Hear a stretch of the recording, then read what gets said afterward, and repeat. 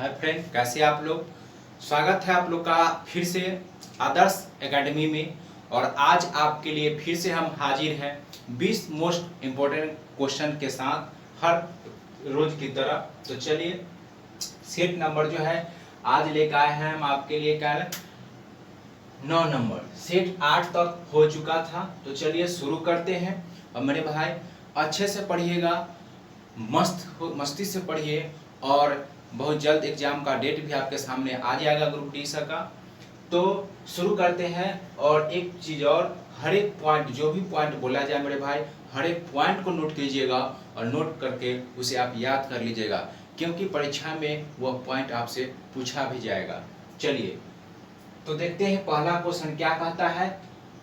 पहला क्वेश्चन कहता है कि निम्न में से कौन सी गैस बायोगैस संयंत्र में नहीं पाया जाता है। तो फटाफट आप पहले इसका आंसर बनाइए।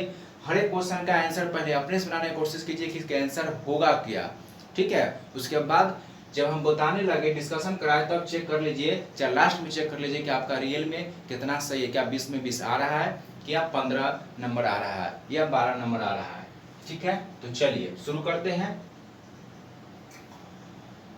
कहता है कि निम्न में से कौन सी गैस बायोगैस संयंत्र में नहीं पाया जाता है। चलिए आपका ऑप्शन सामने है, फटाफट बनाइए। तो इसका आंसर क्या होगा?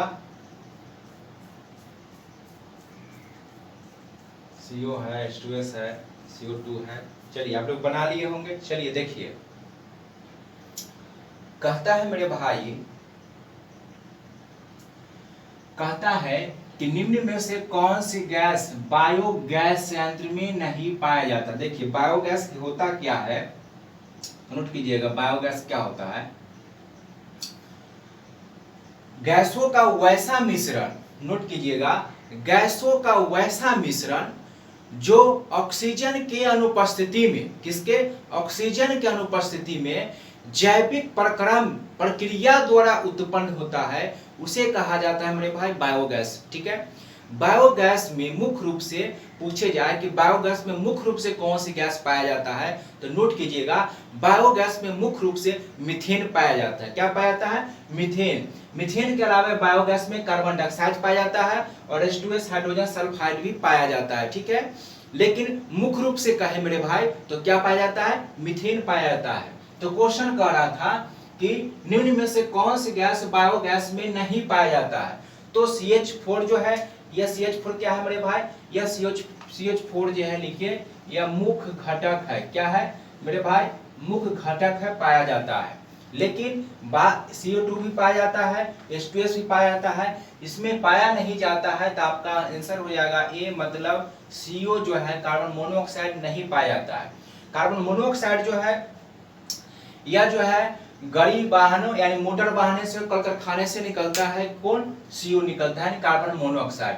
तो क्वेश्चन था इनमें से कौन सी गैस बायोगैस संयंत्र में नहीं पाया जाता है, तो आंसर क्या हो जाएगा? Carbon monoxide. और ये तीनों पाया जाता है, लेकिन पूछे मुख्य घटक, तो ध्यान रखिएगा मुख्य घटक क्या हो जाएगा? CH4 हो जाएगा। चलिए दूसरा क्वेश्चन देखते हैं। चलिए दूसरा क्वेश्चन कहता है मेरे भाई कि धातुए अम्ल के साथ अभिक्रिया करके, धातु अम्ल के साथ अभिक्रिया करके उत्पन्न करता है। मतलब कहने का मतलब कि धातु जब अम्ल के साथ अभिक्रिया करेगा मेरे भाई तो क्या उत्पन्न करेगा। आपके सामने ऑप्शन है, फटाफट इसका आंसर बताइए तो क्या होगा।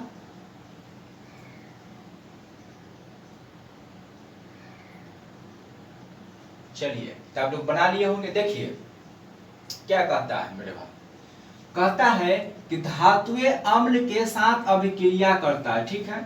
तो मेरे भाई नोट कीजिएगा, धातु जब अम्ल के साथ अभिक्रिया करता है तो एक तो बनाता है, वह लवण बनाता है। क्या बनाता है? लवण। लवण के साथ साथ क्या बनाता है? हाइड्रोजन। हाइड्रोजन का मतलब हुआ कि हाइड्रोजन गैस जो है वह मुक्त करता है, तो हाइड्रोजन गैस निकलता है मेरे भाई। तो पूछिए कि जब अम्ल के साथ धातु अम्ल से अभिक्रिया करता है तो एक तो लवण बनाएगा और हाइड्रोजन गैस क्या करेगा? मुक्त करेगा, यानी हाइड्रोजन गैस। और क्या हो गया? लवण हो गया। तो आपका आंसर क्या हो जाएगा? लवण और हाइड्रोजन। क्या हो जाएगा? लवण और हाइड्रोजन आपका आंसर हो जाएगा। क्या हो जाएगा मेरे भाई? लवण और हाइड्रोजन। चलिए बात करते हैं धातु के, तो नोट कीजिएगा धातु जो होता है विद्युत और उष्मा का सुचालक होता है। पहला पॉइंट नोट कीजिएगा, पॉइंट नंबर 1 में नोट कीजिए, धातु विद्युत और उष्मा दोनों का क्या होता है मेरे भाई, सुचालक होता है। दूसरा पॉइंट नोट कीजिए, धातु के बाह्यतम कक्षा में इलेक्ट्रॉनों की संख्या कितनी होती है, 1, 2 और 3 होता है। बाहरी कक्षा में कितना इलेक्ट्रॉन होता है, 1, 2 और 3 होता है। तीसरा पॉइंट नोट कीजिए मेरे भाई धातु के बारे में, तीसरा पॉइंट, धातु के जो ऑक्साइड की प्रकृति होता है वह कैसा होता है मेरे भाई, तो नोट कीजिएगा उसका प्रकृति क्या होता है, क्षारीय होता है। कैसा होता है, क्षारीय होता है। धातु के ऑक्साइड की प्रकृति कैसा होता है मेरे भाई, क्षारीय होता है। तो चलिए, तो आपका क्लियर हो गया, तो आपका आंसर क्या हो जाएगा, लवण और हाइड्रोजन हो गया आपका आंसर। चलिए, अम्ल के बारे में विशेष चर्चा तीसरे क्वेश्चन में है, तीसरे में पुस्तक है, आगे अम्ल से रिलेटेड भी एक क्वेश्चन है, उस पर चर्चा करेंगे। चलिए, तीसरा क्वेश्चन देखिए क्या कहता है, कहता है पुस्तक थिंग्स टू लीव बिहाइंड के लेखक कौन है। पुस्तक थिंग्स टू लीव बिहाइंड के लेखक पूछ रहा है। चलिए फटाफट आंसर बनाइए, तो क्या होगा, यह जो पुस्तक लिखा गया था मेरे भाई, कुमायूं हिमालय में जो लोग जीवन यापन करते हैं उस पर यह पुस्तक आधारित है और उसी के बारे में वर्णन किया गया है इस पुस्तक में। तो आपका आंसर क्या हो जाएगा यहाँ, तो नोट कीजिएगा, इसका आंसर हो जाएगा आपका नमिता गोखले। क्या हो जाएगा, नमिता गोखले जो होगा आपका आंसर हो जाएगा कौन, नमिता गोखले जो है थिंग्स टू लीव बिहाइंड पुस्तक लिखी थी। और इसमें क्या था, कुमायूं हिमालय, क्या था, कुमायूं हिमालय के जीवन यापन का चर्चा इसमें किया गया था, किसमें, थिंग्स टू लीव बिहाइंड पुस्तक में। तो तीन को का आपका आंसर हो गया। चलिए इसको फटाफट नोट कर लीजिए और देखते हैं चौथा सवाल क्या कहता है। मेरे भाई हर एक पॉइंट को नोट कीजिएगा, एक भी पॉइंट नहीं छोड़िएगा, क्योंकि ये भी पॉइंट पूछता है, छड़िए वाला भी पूछता है, हर एक पॉइंट नोट कीजिए, और ये तो पूछा हुआ है ही। चलिए तो नोट कीजिए, तो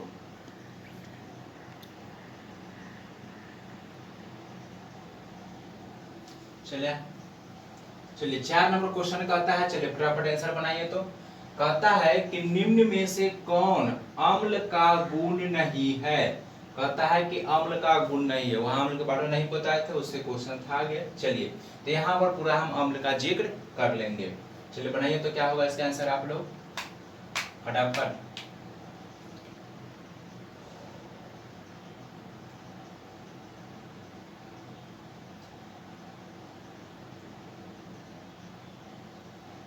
चलिए बना लिए होंगे, देखिए क्या कहता है। कहता है मेरे भाई कि निम्न में से कौन अम्ल का गुण नहीं है। क्या कहता है, कौन जो है अम्ल का गुण नहीं है। ठीक है, तो देखिए बात करते हैं अम्ल का, तो नोट कीजिएगा पहला पॉइंट, अम्ल का पीएच मान कितना होता है, 7 से कम होता है मेरे भाई। अम्ल का पीएच मान कितना होता है, 7 से कम होता है। 7 से जिसका पीएच मान कम होता है अम्ल होता है, और 7 क्या होता है, 7 पर उदासीन, और 7 से अधिक क्या होता है, क्षारीय का होता है।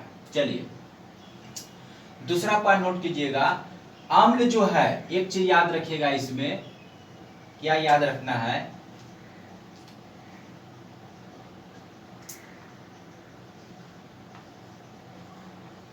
अनिल, क्या याद रखना है मेरे भाई, अनिल।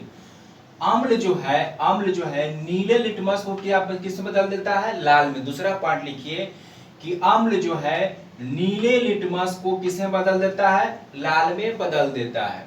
नेक्स्ट पॉइंट लिखिए कि अम्ल जो है क्षार से मिलकर लवण का निर्माण करता है। नेक्स्ट पॉइंट लिखिए, अम्ल जो है क्षार से मिलकर किसका निर्माण करता है, लवण का निर्माण करता है। नेक्स्ट पॉइंट लिखिए, अम्ल मिथाइल ऑरेंज को लाल कर देता है। क्या करता है मेरे भाई, अम्ल मिथाइल ऑरेंज को क्या कर देता है, लाल कर देता है। नेक्स्ट पॉइंट लिखिएगा अम्ल के बारे में, अम्ल अच्छे अम्ल और प्रबल अम्ल, क्या कर रहे हैं मेरे भाई, अच्छे अम्ल और प्रबल अम्ल जो होता है यह क्या होता है, विद्युत का सुचालक होता है। तो क्या कर रहे हैं, अच्छे अम्ल और प्रबल अम्ल क्या होते हैं, विद्युत का सुचालक होता है। ठीक है, तो यह अम्ल के बारे में था। चलिए, तो अब कहता है और अम्ल क्या होता है, खट्टा होता है स्वाद में। तो देखिए अब क्या कहता है अम्ल के बारे में, कहता है इनमें से कौन सा अम्ल का गुण नहीं है। तो अम्ल खट्टा होता है, बिल्कुल सही है कि अम्ल खट्टा होता है। देखिए उसके बाद कहता है अम्ल कड़वा होता है, ठीक है। तो अम्ल तो कड़वा होगा नहीं मेरे भाई, यह किसमें कड़वा किसमें होता है, यह क्षार का गुण है। किसका गुण है, क्षार का गुण है, तो यह तो नहीं होगा। सी में देखिए क्या कहता है, अम्ल क्षार से मिलकर लवण बनाता है, बिल्कुल सही है। अम्ल जो है क्षार से मिलकर क्या बनाता है, लवण मिलाता है। अम्ल नीले लिटमस को लाल कर देता है ना, यहाँ लिखे है ना अनिल, अनिल मतलब अम्ल नीले लिटमस को किसमें बदल देगा, लाल में बदल देता है, ये भी सही है। तो कहता है कौन सा गुण नहीं है, तो ये गुण नहीं ना है मेरे भाई, ये किसमें पाया जाता है, क्षार में पाया जाता है। क्षार के लिए भी याद रखिएगा क्या मेरे भाई, बेलन। एक याद रखिएगा दूसरा अपने बन जाएगा, लेकिन क्षार के लिए भी याद रखिएगा बेलन। बेलन से हो गया बेस, बेस का मतलब हो गया मेरे भाई क्या, क्षार। तो बेलन जो है लाल को किस में बदल देता है, नीला में। बेलन जो है यानी क्षार जो है लाल को किस में बदलेगा, नीला में बदल देगा। और अनिल याद रखिएगा, अ से अम्ल हो गया, नीली में किस में बदल देगा, लाल में बदल देगा, ठीक है। तो कहता है इनमें से कौन सा गुण अम्ल का नहीं है, तो अम्ल का नहीं है, कड़वा नहीं होता है, या क्षार का गुण होता है। और क्षार क्या करता है, लाल लिटमस को नीला कर देता है, ठीक है। तो आपका पॉइंट हो गया है, तो इसका आंसर क्या हो जाएगा, बी नंबर हो जाएगा। चलिए चलते हैं नेक्स्ट क्वेश्चन की ओर। चलिए कहता है कौन सी धातु को चाकू से काटा जा सकता है। कहता है कि इनमें से कौन सी धातु को हम चाकू से काट सकते हैं, आसानी से काटा जा सकता है, आसानी से, ठीक है।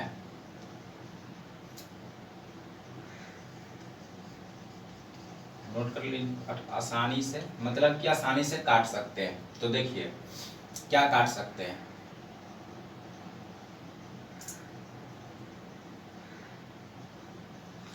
तो भाई तो फटाफट इसका आंसर क्या होगा, कहता है कौन सा धातु को आसानी से हम चाकू से काट सकते हैं। चलिए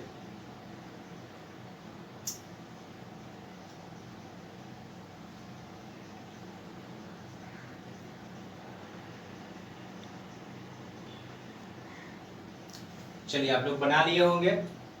देखिए क्या कहता है कि कौन सी धातु को चाकू से हम आसानी से काट सकते हैं, मतलब कि चाकू से काटेंगे। तो देखिए चाकू से किसको काट सकते हैं आसानी से, आपका आंसर हो जाएगा सोडियम। सोडियम को आसानी से हम काट सकते हैं, किसको काट सकते हैं, सोडियम को काट सकते हैं। अगर पूछे सोडियम का आयस्क एक में लिखिए मेरे भाई, चीनी साल्ट पीटर, क्या होगा, चीनी साल्ट पीटर सोडियम का आयस्क है। दो में नोट कीजिएगा बोरेक्स, और दो में क्या नोट कीजिएगा, बोरेक्स। चीनी साल्टपेटर और बोरेक्स किसका आयस्क है, सोडियम का आयस्क है। अगर पूछे लोहा का, तो लोहा में नोट कीजिए क्या होगा मेरे भाई, लोहा में क्या होगा, हेमेटाइट होगा, क्या होगा, हेमेटाइट, मैग्नेटाइट, सिडेराइट और आयरन पायराइट, ये सभी किस में होता है, लोहा का आयस्क है। किसका है, लोहा का है। तांबा में नोट कीजिए मेरे भाई आयस्क, तो तांबा में पहला नोट कीजिए क्यू पायराइट, पहला क्या नोट कीजिए, तांबा में पहला आयस्क लिखिए क्यू पायराइट, और दूसरा लिखिए क्या, कॉपर पायराइट, ठीक है। क्यू पायराइट और कॉपर पायराइट किसका आयस्क है, तांबा का आयस्क है। चलिए एल्युमिनियम में नोट कीजिएगा, एल्युमिनियम में पहला नोट कीजिएगा क्या होता है, बॉक्साइट, पहला क्या होगा, बॉक्साइट। उसके बाद क्या नोट कीजिए, फेल्सपार, क्या, फेल्सपार, फल्सपार, फल्सपार किसका आयस्क है मेरे भाई, फल्सपार जो है पूछता है कभी कभी पूछ देता है। फेल्सपार, फेल्सपार किसका है, एल्युमिनियम का है, किसका है, एल्युमिनियम का। और बॉक्साइट भी किसका है, एल्युमिनियम का है, ठीक है। तो चलिए, तो 5 का आंसर क्या होगा, सोडियम को चाकू से आसानी से काट सकते हैं। चलिए सब टैक्स नोट कर लिए अच्छे से। चलिए छठा नंबर क्वेश्चन क्या कहता है, सोलर कुकर में किस दर्पण का प्रयोग किया जाता है मेरे भाई। कहता है कि सोलर कुकर में किस दर्पण का प्रयोग करते हैं। तो नोट कीजिएगा, सोलर कुकर में किसका प्रयोग करते हैं, आपका ऑप्शन अवतल है, उत्तल है, समतल है और समतल उत्तल है। पिछले क्लास में भी इसका चर्चा किए थे, तो फटाफट इसका आंसर बताइए तो क्या हो जाएगा, इसका आंसर क्या हो जाएगा, ए हो जाएगा। यानी स्लर कुकर का प्रयोग किसमें करते हैं? अवतल दर्पण का प्रयोग जो है स्लर कुकर में किया जाता है। लिखा थे कि सोलर कुकर में जो है अवतल दर्पण का प्रयोग किया जाता है। सोलर कुकर में, सर्च लाइट में, परावर्तक दूरबीन में, और क्या लिखा थे? रोगी के नाक कान देखने में, सभी में किसका प्रयोग किया जाता है? उत्तल दर्पण का प्रयोग किया जाता है। उत्तल दर्पण का प्रयोग किया जाता है। समतल दर्पण में घरों में जब हम अपना चेहरा देखते हैं वो कौन सा दर्पण होता है मेरे भाई? समतल दर्पण होता है।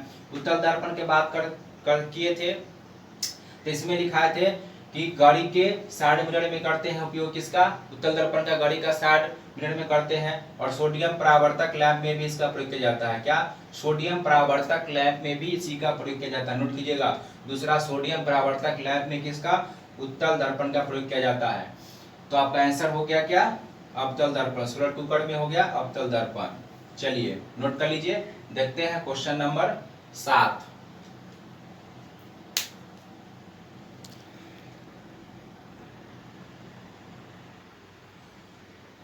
चलिए 7वां नंबर क्वेश्चन देखिए क्या कहता है।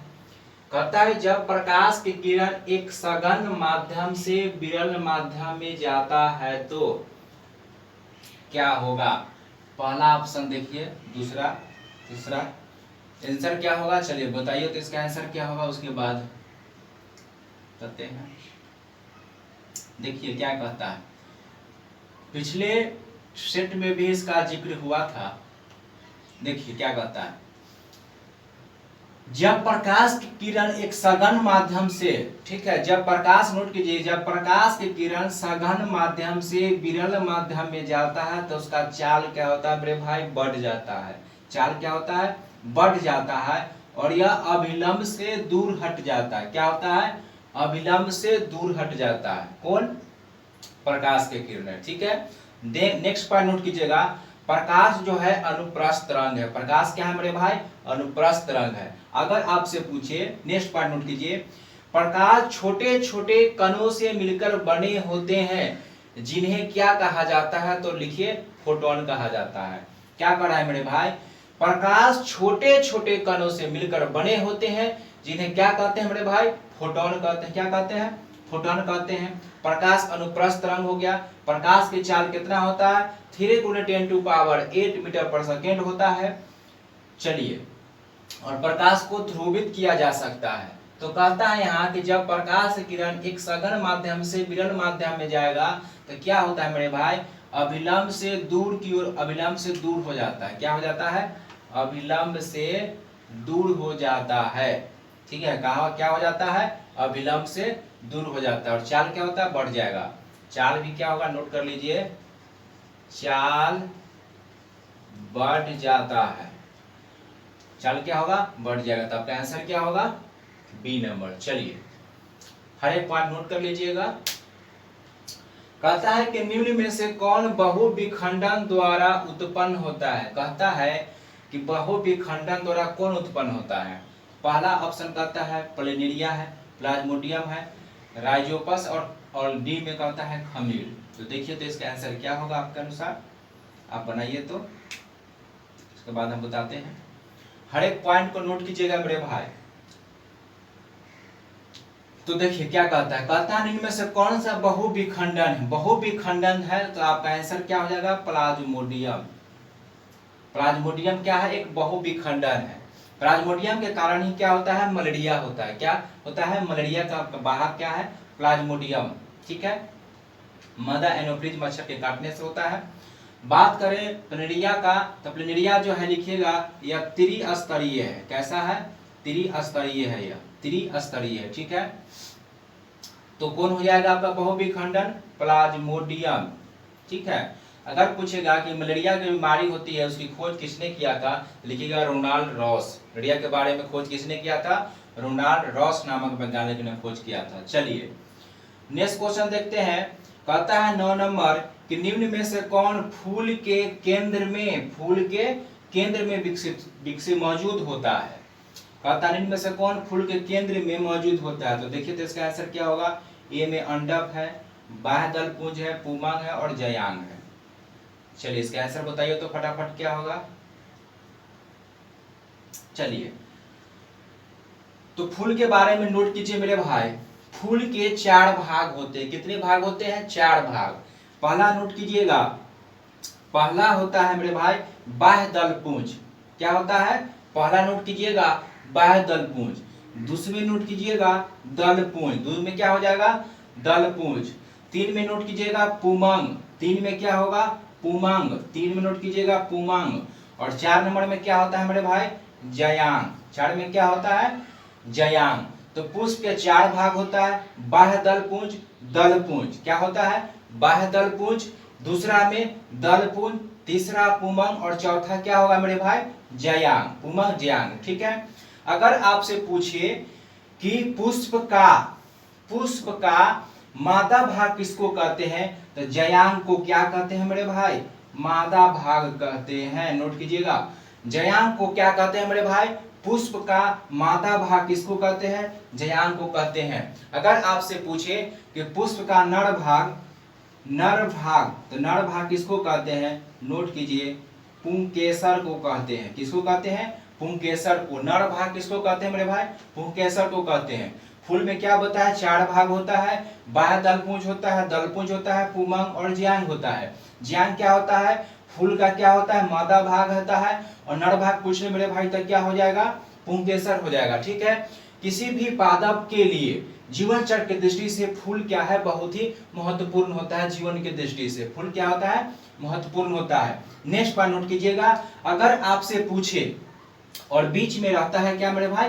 अंडप रहता है। अगर आपसे पूछे, नेक्स्ट पॉइंट नोट कीजिएगा कि अगर आपसे पूछे कि पौधे में जो फूल जो बनता है ना, फूल के लिए कौन सा हार्मोन जो है जिम्मेदार है, तो नोट कीजिएगा इसके लिए हार्मोन कौन सा जिम्मेदार है? पिछले क्लास में बताए थे, जिब्रेलिन। कौन सा है? जिब्रेलिन। जिब्रेलिन हार्मोन क्या करता है? पादपों में फूल को बनने में मदद करता है। किसमें मदद करता है?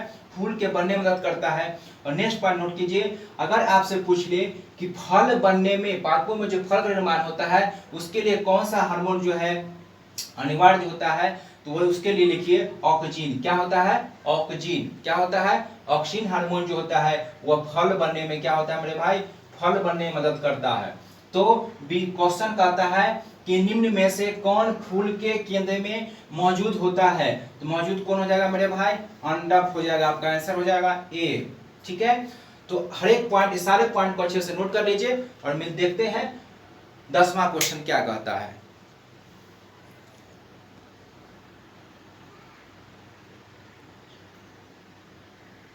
चलिए देखिए क्या कहता है 10वां। कहता है कि यौन प्रजनन में माता पिता का योगदान होता है। चलिए बनाइए। तो कहता है कि यौन प्रजनन में माता पिता का योगदान कितना होता है, मतलब जो बच्चे जन्म लेते हैं उसमें माता पिता का जीन का कितना हिस्सा बच्चे में जाता है। कहता है सभी जीन का, अपने जीन का आधा हिस्सा, अपने जीन का 3/4 भाग या अपने जीन का 3/4 भाग जो है बच्चे में जाता है। तो इसका आंसर दीजिए तो क्या होगा?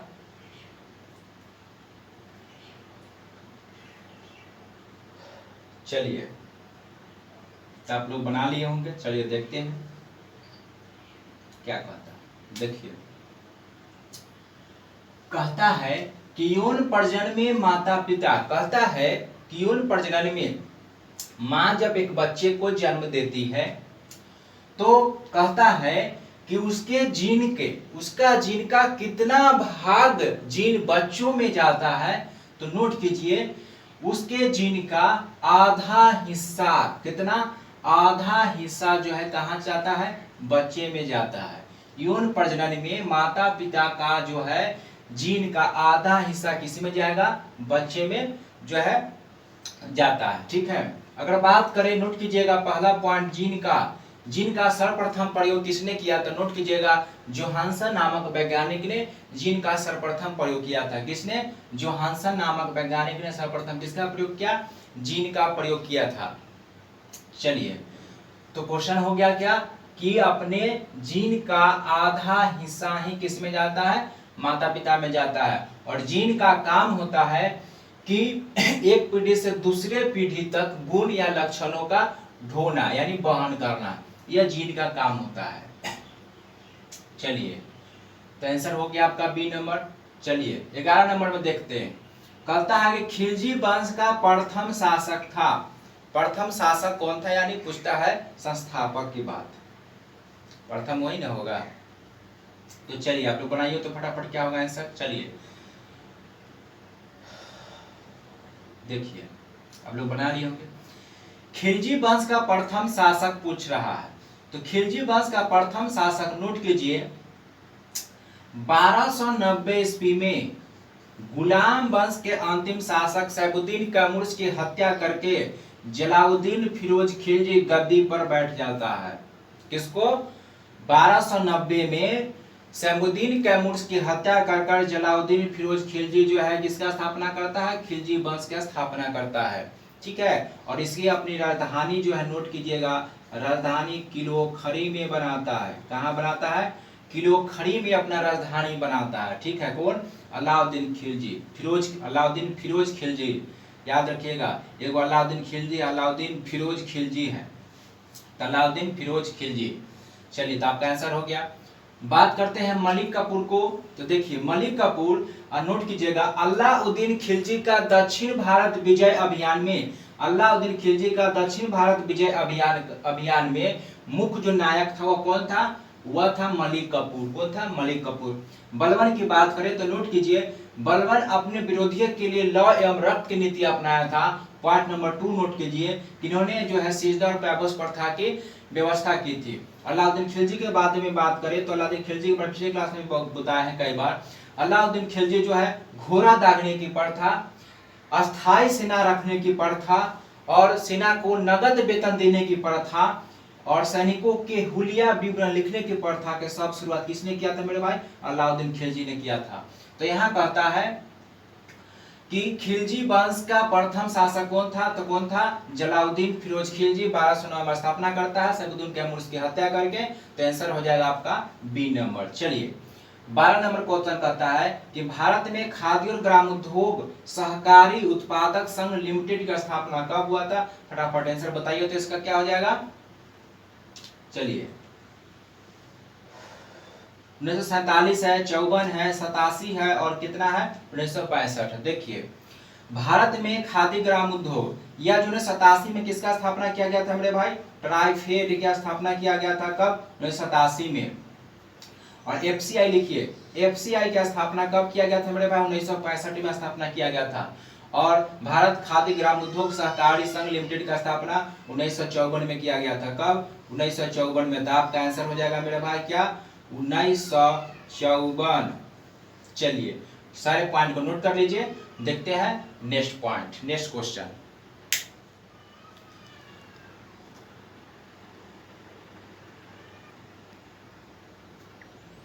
चलिए मेरे भाई क्वेश्चन नंबर 13 क्या कहता है? देखिए 13 कहता है अंडमान निकोबार द्वीप समूह के सबसे ऊंची चोटी है। कहता है कि अंडमान निकोबार द्वीप समूह की सबसे ऊंची चोटी कौन होगा? तो देखिए अंडमान निकोबार द्वीप समूह के सबसे ऊंची चोटी कौन हो जाएगा मेरे भाई? तो यहाँ पर आंसर आपका हो जाएगा क्या? Sandal peak, B number option. क्या हो जाएगा? सेंडल पीक जो है यह अंडमान निकोबार के सबसे ऊंची चोटी है। यह दोनों उतना इम्पोर्टेंट नहीं है। सबरीमाला नोट कीजिएगा, केरल में पाएगा। कहाँ है सबरीमाला? केरल में। चलिए तो अंडमान निकोबार द्वीप समूह के सबसे ऊंची चोटी कौन हो जाएगा? सेंडल पीक हो जाएगा। चलिए कहता है कि खेतरी, कहता है खेतरी, सिंधाना एवं दरीबा क्षेत्र किसके लिए विख्यात है? कहता है मेरे भाई कि खेतरी, सिंधाना और दरीबा क्षेत्र किसके लिए विख्यात है? तो पहला ऑप्शन कहता है क्या? तांबा होगा, कोयला, लोहा या सोना। फटाफट इसका आंसर बताइए तो क्या होगा? तो देखिए कहता है खेतरी, सिंधाना और दरीबा क्षेत्र जो है मेरे भाई यह तांबा के लिए विख्यात है। किसके लिए? तांबा के लिए विख्यात है। आपका आंसर क्या हो जाएगा? तांबा। कोयला की बात करें तो सर्वाधिक झारखंड में पाया जाता है। लिखिए कोयला के बारे में लिखिए, कोयला मुख्यतः 4 प्रकार के होते हैं। नोट कीजिएगा कोयला कितने प्रकार के होते हैं? 4 प्रकार के। पहला नोट कीजिएगा पीट कोयला, दूसरा बिटुमिनस कोयला, तीसरा लिग्नाइट कोयला और चौथा एंथ्रासाइट। कितने प्रकार का होगा? 4। पीट, बिटुमिनस, लिग्नाइट और क्या हो जाएगा मेरे भाई? एंथ्रासाइड। अगर पूछे सबसे उच्च कोटि का कोयला तो एंथ्रासाइड सबसे उच्च कोटि का कोयला होता है। ठीक है, चलिए लोहा के बारे में पीछे एक्स के बारे में बता दिए थे। बात करते हैं सोना का। सोना का एक्स कभी कभी पूछ देता है मेरे भाई, इसका एक्स पूछ देता है, सोना का एक्स कभी कभी पूछ देता है। तो एक नंबर में तो लिखिए क्या होगा, कैल्वेराइट। कैल्वेराइट, कैल्वेराइट किसका एक्स है मेरे भाई, सोना का है। और दूसरा लिखिए क्या, सिल्वेनेराइट। दोनों नोट कर लीजिएगा, पहला कैल्वेराइट और दूसरा सिल्वेनाइट का एक्स किसका है मेरे भाई, सोना का है। किसका एक्स है, सोना का, और मुक्त अवस्था में पाया जाता है। तो क्वेश्चन था कि खेतरी का सिंधाना और दरीबा क्षेत्र किसके लिए विख्यात है। तो आंसर क्या हो जाएगा मेरे भाई, ये नंबर यानी तांबा हो जाएगा। चलिए 15 नंबर क्वेश्चन क्या कहता है, कहता है कि विश्व डाक दिवस कब मनाया जाता है। तो फटाफट इसका आंसर बताइए। तो विश्व डाक दिवस कब मनाया जाता है, तो देखिए 14 अक्टूबर को क्या मनाते हैं मेरे भाई, तो देखिए 14 अक्टूबर को मनाते हैं, इस दिन मनाते हैं क्या, विश्व मानक दिवस। विश्व मानक दिवस कब मनाते हैं, 14 अक्टूबर को मनाते हैं। 8 अक्टूबर को क्या मनाते हैं, वायुसेना दिवस हो गया, वायुसेना दिवस। 6 अक्टूबर को लिखिए, 6 अक्टूबर को मनाते हैं विश्व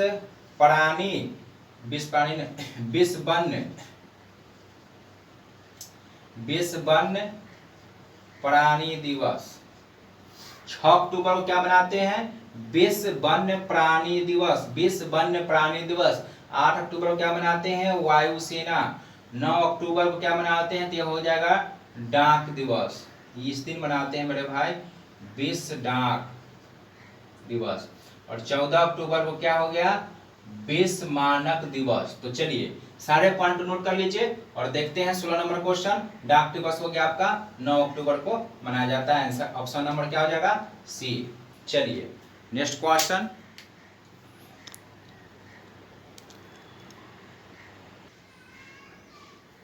चलिए देखिए तो क्या कहता है, कहता है कि अपराधों के लिए दोष सिद्धि के संबंध में संरक्षण किस अनुच्छेद में है। तो अपराधों के लिए दोष सिद्धि का संबंध में किस अनुच्छेद में मेरे भाई, तो देखिए 18 में तो हो जाएगा उपाधि का अंत। क्या है, उपाधि का अंत है। 21 के क में है 6 वर्ष से 14 तक के बच्चे को निःशुल्क और अनिवार्य शिक्षा। किसमें है, 21 के क में। 21 में नोट कीजिएगा, 21 में है प्राण एवं दैहिक स्वतंत्रता, प्राण एवं दैहिक स्वतंत्रता है। और अपराधों के लिए बच गया क्या, ए नंबर, यानी अनुच्छेद 20 में है अपराधों के लिए दोष सिद्धि के संबंध में संरक्षण। 21 में क्या हो जाएगा, प्राण और दैहिक स्वतंत्रता हो जाएगा। 21 के काम में पूछेगा 6-14 वर्ष तक के बच्चे को अनिवार्य निःशुल्क शिक्षा है। और 18 में क्या है, उपाधि का मतलब उपाधि आप नहीं ले सकते हैं ना, उपाधि मिलता है दूसरे देशों से तो उसमें नहीं ले सकते हैं। तो उपाधि का अंत 18, अनुच्छेद 18 में। 17 में क्या कहता है कि मनुष्य के गुर्दे के निस्यंदन की इकाई है। कहता है कि मनुष्य के गुर्दे के निस्यंदन की इकाई क्या है। पहला ऑप्शन न्यूरॉन्स है, न्यूट्रॉन्स है, प्रोटॉन्स है और नेफ्रॉन्स है। चलिए फटाफट इसका आंसर बताइए तो क्या होगा।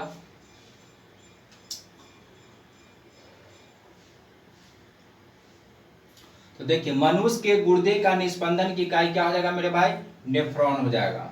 बात करें गुर्दे का भार की बात करें तो 140 ग्राम होता है। कितने ग्राम होता है, 140 ग्राम होता है।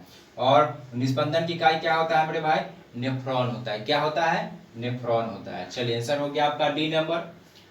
चलिए बात करते हैं 18 नंबर में। कहता है 18 नंबर में कि राष्ट्रपति पर महाभियोग की चर्चा किस अनुच्छेद में है। फटाफट बताइए तो राष्ट्रपति पर महाभियोग लगाया जाएगा किस अनुच्छेद के अंतर्गत। तो देखिए, चलिए तो देखिए राष्ट्रपति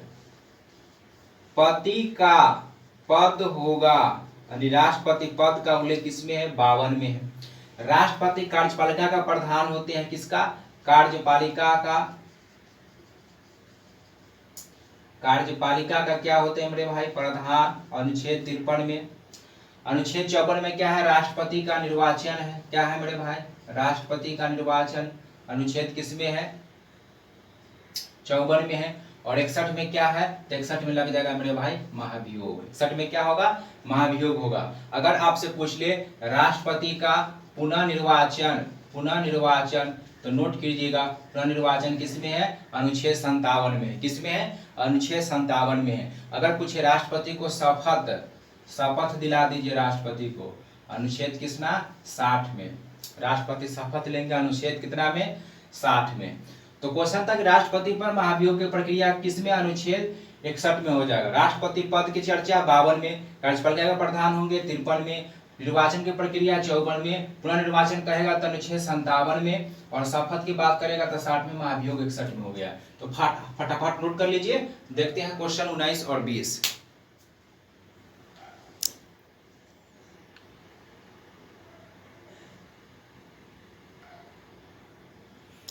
चलिए मेरे भाई नेक्स्ट नंबर क्वेश्चन देखते हैं क्या कहता है। कहता है कि 1 बिलियन के 330 ग्राम विलायक जल में 50 ग्राम साधारण नमक विलय है, तो विलयन की सांद्रता प्रतिशत निकालने के लिए कहता है। देखिए पहले समझिए कि विलय क्या होता है और विलायक क्या होता है। तो देखिए विलय का मतलब जिसमें घुल जाए, और विलायक का मतलब होता है मेरे भाई, विलायक का मतलब होता है कि जो अपने में किसी को क्या करे? घुला ले। तो जो अपने में किसी को घुला ले उसे कहते हैं मेरे भाई क्या? विलायक। और विलायक की मात्रा हमेशा अधिक होता है और विलय की मात्रा कम होता है। जैसे पानी में हम चीनी को घोलेंगे तो किसकी मात्रा अधिक है मेरे भाई? पानी का। तो पानी होगा विलायक, वो अपने में मिला लेगा, और विलय क्या हो जाएगा? चीनी। तो कहता है क्या कि सांद्रता निकालने के लिए कहता है, ठीक है। तो देखिए क्या होता है मेरे भाई, इसका सांद्रता प्रतिशत बराबर क्या होता है? तो नोट कीजिएगा, नीचे बना देते हैं। सांद्रता प्रतिशत बराबर क्या होता है? विलय बटा विलय प्लस विलायक गुने कितना हो जाएगा मेरे भाई? 100। यह होता है सांद्रता प्रतिशत। क्या होता है? विलय बटा विलय प्लस विलायक गुना कर देंगे 100 से, तो कितना हो जाएगा? निकल जाएगा वो सांद्रता प्रतिशत। तो चलिए बनाइए, विलय कितना होगा? देखिए इतना ग्राम विलायक, इसका मतलब मेरे भाई कि विलायक का कितना मान दिया हुआ है? 350 ग्राम, और विलय की मान कितना है? 50 ग्राम। ठीक है, चलिए बनाइए। तो इस पर बैठा दीजिए, तो बैठा देंगे तो क्या हो जाएगा? देखिए 50 प्लस जोड़ दीजिए 50, 330 है ना? 330 है मेरे भाई। 330 और 50 जोड़े कितना हो जाएगा? 380। 380 और गुने कितना हो जाएगा मेरे भाई? 100। शून्य से शून्य गया, 2 से 5 मरतबे, 2 से कट जाएगा 19 मरतबे। तो कितना हो जाएगा मेरे भाई? ये हो जाएगा 50 25 और 250 और बटा में हो जाएगा 19। जब इसको भाग देंगे ना तो 13.15 आएगा लगभग। कितना आ जाएगा? 13.15। यह हो जाएगा सांद्रता प्रतिशत। देखिए अगर फॉर्मूला याद नहीं रहे मेरे भाई तो क्या कीजिएगा? छोटका बटा छोटका प्लस बड़का, यह याद तो रहेगा। सांद्रता प्रतिशत क्या हो जाएगा? तो छोटका को मान को ऊपर लिख देंगे, छोटका को मान को ऊपर लिख देंगे, और छोटका और बड़का को क्या करेंगे? जोड़ देंगे, और 100 से क्या करेंगे मेरे भाई? गुना कर देंगे। ये आपका निकल जाएगा सांद्रता प्रतिशत। अगर फॉर्मूला याद रखते हैं विलय बटा विलय प्लस विलायक गुने 100, तो यहाँ से भी काम आपका बन जाएगा। ना याद रखते हैं छोटका बटा छोटका प्लस बड़का गुने 100, तो उसे भी बन जाएगा। तो आंसर होगा 13.15% लगभग। चलिए कहता है कि इसको नोट कर लीजिए। कहता है फास्फोरस में कोर इलेक्ट्रॉनों की संख्या कितनी होगी?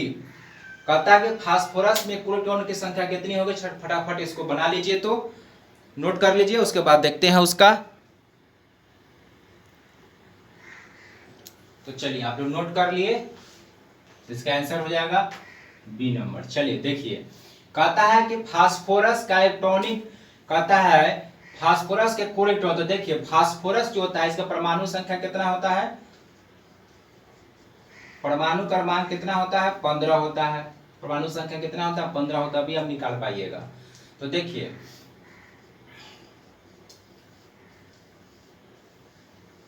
n प्लस बी बीच में होगा। देखिए तो देखिए कहता है 15 है, तो पहले कक्षा में कितना इलेक्ट्रॉन रहेगा ये जान लीजिए मेरे भाई, उस दिन भी निकाल बताए थे, KLMN और O।